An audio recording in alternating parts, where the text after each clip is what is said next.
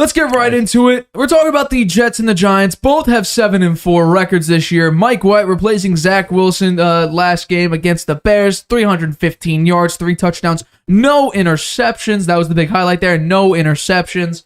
And then Daniel Jones and the Giants seem to be slipping the past couple games. They've gone from 6-1 to 7-4.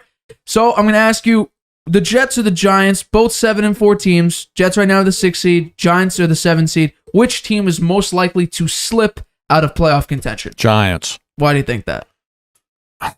I just don't think they really. I think they played over their heads. They had a pretty easy schedule, and I think they played over their heads in the first 7 or 8 weeks. And now reality is biting, and they don't really have much on offense. The wide receivers, just Slayton, he's really there, and he's not an elite receiver. He's had some nice catches, but he's not an elite receiver. They don't have the elite receiver.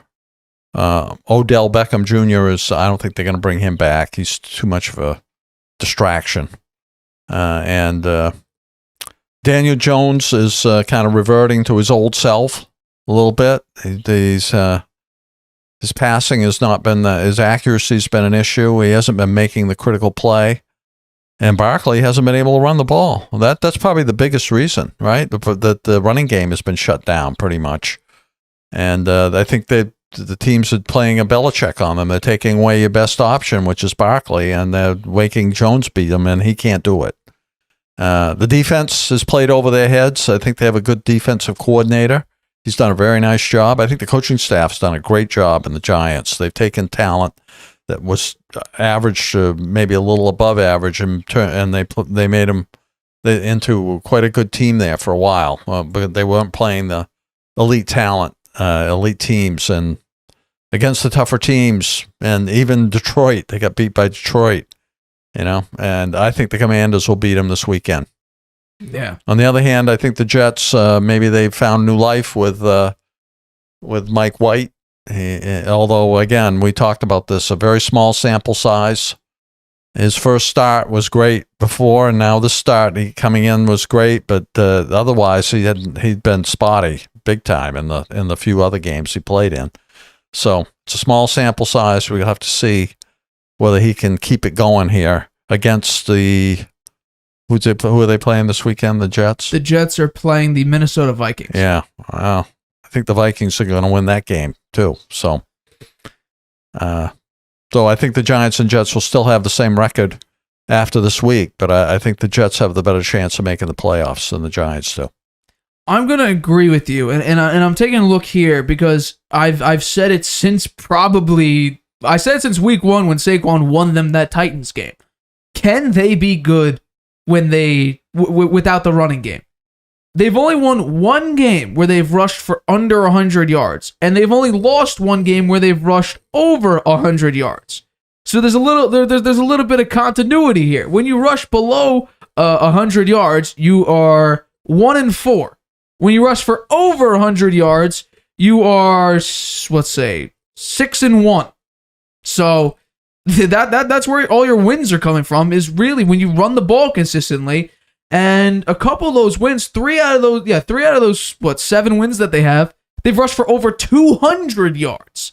There was a couple games where they're like there's one here that they've had 191. So basically 4 games where you rush for essentially 200 yards, and that's where most of your offense comes from. When it's off to Daniel Jones is not the guy. Is he doing good? Is it like sort of the Jimmy G thing where he's doing just enough to win games because the team around you is doing well? It could be that, because Daniel Jones is not committing the turnovers that he generally does. He's staying away from a lot of those interceptions, except against the Lions, where I think he threw 2 interceptions. But then he's not fumbling. The problems with the fumbling the ball were the huge problems with Daniel Jones early in his career. He comes in and Brian Daboll sort of reconfigures the entire Giants offense to be about running the football using Saquon and his ability. And then when Saquon either doesn't perform well or doesn't perform, up to a certain level, the Giants offense just looks horrible. And then people go out and blame offense, wide receivers, Saquon's hurt. Backup running back. Coaching. The defense isn't good. Meanwhile, this is the same roster that you win with, that you perform well at. I mean, this is the same team, same roster you beat the Ravens with. Same roster you beat the Green Bay Packers with. Same roster that you beat the Jacksonville Jaguars, who just beat the Ravens with. Yeah, and they beat the Titans, too. They beat the Titans. Yeah. They played over their heads, I think, in the first 6 or 7 games. Yeah. It could be that. Yeah. And then the Jets coming out here, there's a little bit of a question mark because, once again, Mike White has like 4 games. I also think the coaching staff made a big mistake in that Dallas game by going for it on 4th down at about midfield. Right. Because the game was still close there. They could have punted it and gotten Dallas deep in their own side of the field. Instead, Dallas wound up with the ball at midfield, and they went right down and scored a touchdown. Right. And that was turning point in the game. That was the coaching, not the players. Right. And Mike White, 4 games. Right. Let's talk about the Jets for a little bit. Mike White has had 4 total games where he's played. So he's 2-2. The last time he played was a horrible, like the last time we saw him besides this past game. Last year, he played the Bills. Lost that game. 0 touchdowns, 4 interceptions. 4 interceptions. It was a very, very bad game. That's actually half of his total career interceptions. He plays the Vikings now, who don't have a great defense. They have a horrible passing defense. But their offense is really good, and the Jets' defense actually this year is doing pretty well, especially getting pressure on the quarterback. Can Mike White perform up to the level? They're 3.5-point dogs this week, the Jets are. I'm picking the Vikings this week, and then you go play the Bills, who that defense against the Patriots looked pretty well. But it looked good. It looked really, really good. Got pressure on Mac Jones, forced him out of the pocket. They forced him to, I think, I'm going to try to quickly get it here. There was a stat by Next Gen Stats that Mac Jones actually broke a record. Do I have it here? Yeah. Mac Jones scrambled for 66.4 yards on his incompletion to Devontae Parker at 2:13 of the left in the third quarter. That's the most a QB has scrambled on a pass since Next Gen began in 2016. So that's how bad the Patriots offensive line, or I guess how great the Bills defense was against a crippled Patriots offensive line. And Mac Jones is going behind the line of scrimmage, running all over the place. That's how good the Bills defense is. Can he disrupt Mike White? Maybe, probably, honestly. Because the Jets offensive line is decent. It's good. It's not great.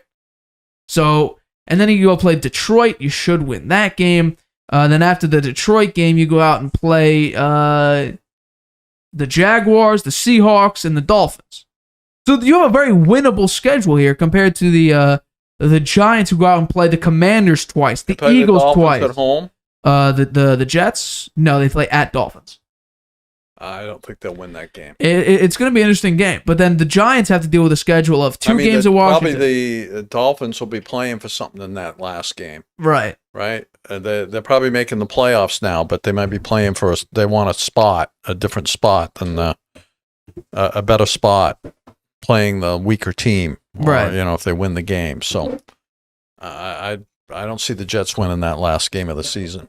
And then you compare it to the Giants, who play 2 Commanders games, 2 Eagles games, they're done, and the Vikings. They're done. They have a very hard schedule the rest of the way. They're going to be up against a lot. They're going against the Commanders, who are surging right now. Right? They've won 6 in a row. I think so. I'll get up real 6 quick. in a row. They've won 6 out of the last 7. Yeah. They lost to the Vikings by 3. So 6 out of the last 7. Yeah. Which is incredibly impressive because they started off 1-4. So what time is that game this weekend? The Giants game? Yeah. 1:00. Okay. Sunday at 1. So I was trying to see if the Jets really have like a problem, that like a crucial problem that would cripple them that much. But if Mike White plays okay, Michael Carter is out this week, their running back. If he plays okay, I think they could win some of these games. I don't think they're going to beat the Vikings or the Bills, but if Mike White gets 250 yards, 2 touchdowns, you could definitely beat the Lions and the Jaguars, maybe even the Seahawks. But the Dolphins, you're going to need more than that. The Bills, you're going to need more than that. The Vikings, I think you're going to need more than that. And then the Giants have a serious problem because you need to get your running game sorted out. You're dealing with a decent amount of injuries. A lot of people are questionable. but you're getting Evan Neal back, your offensive tackle. You're Leonard Williams, your pretty good defensive tackle. He's coming back. A couple of your cornerbacks are coming back. You got a running back coming back this week. You're bringing back another receiver. So you're getting healthier. But I still think Taylor Heineke, the way he's been playing, you got to play him twice in 3 weeks. Then you play the Eagles in between them. They got the Vikings. Then the Colts should be a win. And then the Eagles again.